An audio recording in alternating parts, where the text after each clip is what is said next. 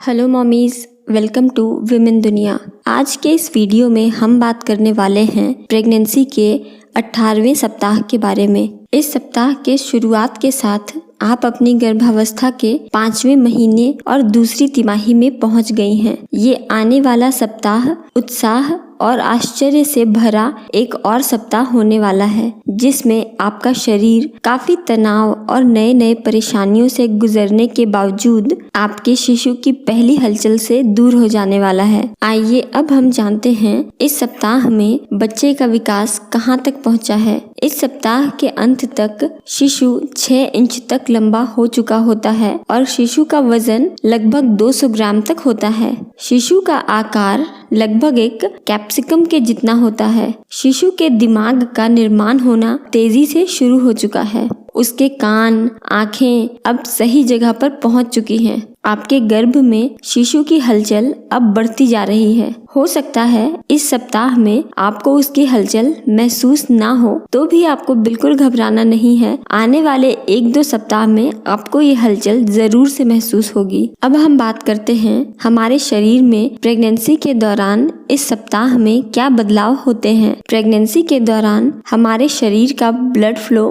बढ़ जाने के कारण शरीर में पानी का जमाव भी होना शुरू हो जाता है। इसे वाटर रिटेंशन कहते हैं। इससे आपके हाथों और पैरों में सूजन आ सकती है, पर ये प्रेगनेंसी में बिल्कुल सामान्य है। इससे बचने के लिए आप पैरों के तलवों में हल्के हाथ से मालिश करा सकती हैं। इससे आपको काफी आराम मिलेगा। इसके अलावा ज्यादा देर तक खड़े रहना या बैठे रहना आप अवॉइड करें। बेड पर अपने पैरों को लटका कर ना बैठें और सोते समय पैरों के नीचे तकिया लगाकर सोएं। साथ ही अपने रोजमर्रा के रूटीन में टहलने को भी शामिल करें। कभी कभी पैरों में सूजन बहुत ही तेजी से बढ़ने लगती है। ऐसे में हमें पहले सूजन के कारण को ढूंढना पड़ता है। वाटर रिटेंशन के अलावा पैरों में और हाथों में सूजन तब होती है जब आपको पहले से कुछ हार्ट संबंधी प्रॉब्लम हो या किडनी संबंधी प्रॉब्लम हो, या आपकी थायराइड की मात्रा काफी कम हो, या आपके शरीर में खून की मात्रा काफी कम हो, या फिर आपके शरीर में प्रोटीन की मात्रा कम हो। इन सभी कंडीशन में सूजन बहुत ही तेजी से बढ़ने लगती है और कई सारी महिलाओं में ये खतरनाक भी हो सकती है। आपके बढ़ते हुए वजन और बढ़ी हुई ब्लड फ्लो के कारण हमारी नसों पर दबाव पड़ता है, जिससे नसों में सूजन बढ़ जाता है और बवासीर होने का खतरा भी बढ़ जाता है। इसके अलावा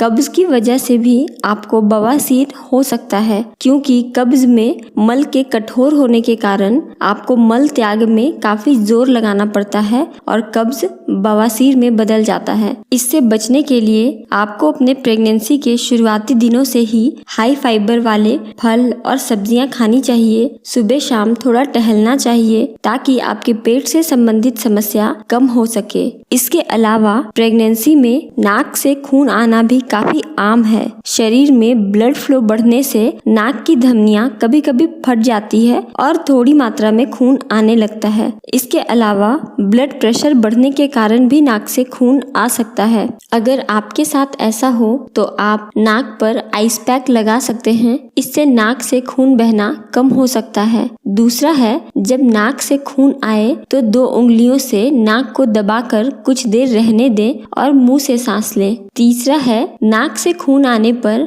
करवट लेकर ही सोए, पीठ के बल बिल्कुल ना सोए। अगला है, गर्म पेय पदार्थ का सेवन ना करें। इससे नाक की धमनियां फैल सकती हैं और खून निकलना बढ़ सकता है। अगर इन प्रयासों के बावजूद भी नाक से खून आना बंद ना हो और नाक के अंदर से निकलता हुआ खून आपके मुंह में आ रहा हो, या फिर घरेलू उपायों के बावजूद खून का प्रवाह नहीं रुक रहा हो, तो डॉक्टर से मिलना चाहिए। ये किसी गंभीर बीमारी की तरफ इशारा भी हो सकता है, पर ज्यादातर मामलों में ये डिलीवरी के बाद अपने आप ही ठीक हो जाता है। आइए अब हम जानते हैं इस हफ्ते में आपको क्या केयर करनी चाहिए। आपको अपने खाने में विटामिन B12 को शामिल करना है, जैसे रात में भिगोए हुए चना, मूंग, बादाम, अंडे, चीज, पनीर, चिकन आदि। ये बच्चे का वजन बढ़ाने में मदद करता है और साथ ही होने वाली माँ को हाई ब्लड प्रेशर और एनीमिया के खतरे से भी बचाता है।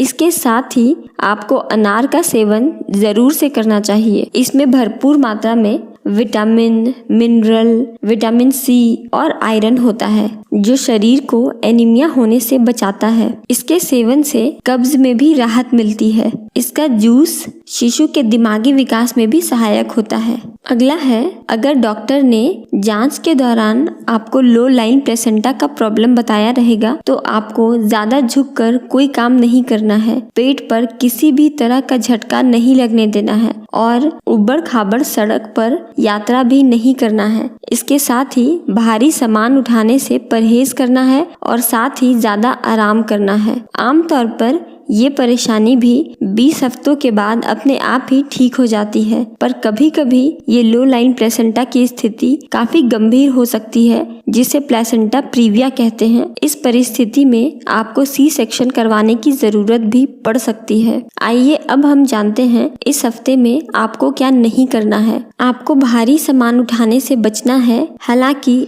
अब आपके मिसकैरेज होने का खतरा लगभग टल चुका है, पर भारी सामान उठाने से आपको पीठ दर्द या कमर दर्द की शिकायत हो सकती है। अभी आप अचानक से उठने, बैठने या करवट बदलने से भी बचें। अचानक से उठकर बैठने से या खड़े होने से आपके पेट या पीठ में तेज दर्द के साथ आपको चक्कर आने की समस्या भी हो सकती है। आपको अपने खाने में अभी संतुलित आहार लेने के साथ साथ ज्यादा तला भुना, मसालेदार, street food, junk food, processed food, soda, chips जैसी चीजों के इस्तेमाल से भी बचना है। इसके साथ ही शराब, सिगरेट, तंबाकू और आर्टिफिशियल जूस से भी परहेज करना है। आइए अब हम जानते हैं इस सप्ताह में क्या हो तो आपको तुरंत अपने डॉक्टर से संपर्क करना चाहिए। इस 18 से 20 सप्ताह तक आपको एक बहुत ही जरूरी सोनोग्राफी करवानी है जिसे एनोमली स्कैन कहते हैं। इस सोनोग्राफी से गर्भ में पल रहे शिशु के बनावट से जुड़ी या जन्मजात विकृति अगर कुछ है तो उसका पता चलता है। इसलिए इस रिपोर्ट में सब नॉर्मल आने के बाद आप अपने बच्चे को लेकर वाकई में चिंता मुक्त हो सकती हैं। इस वीडियो में हमने बात करी है प्रेगनेंसी के 18वें सप्ताह के बारे में। अगर आपको वीडियो पसंद आई हो तो इसे लाइक, शेयर और सब्सक्राइब करें। Thank you for watching.